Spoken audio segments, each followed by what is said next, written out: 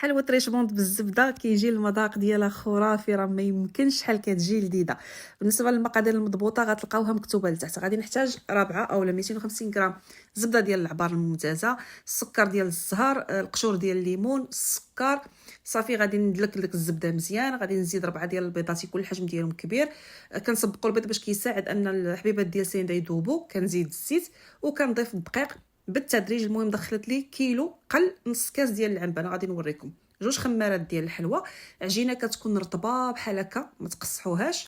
صافي كنوريكم الدقيق اللي شاط. غادي نشكل كويرات صغار كنصفهم في اللاطه وكندخلها طيب على 180 درجه. الفران شاعل غير من التحت. صافي كنكون ديجا مسخنه الكونفيتور ومصفياه ودايره معاه الماء ديال الزهر. كندوزها كالحليوه ديالي فيه وكندوزها في الكوك. وبالصحه والراحه، راه كننصحكم تجربوها، راه ما يمكنش كتجي بنينه بواحد الشكل غير طبيعي. فعلا فعلا كتستحق التجربه. بالصحه والراحه.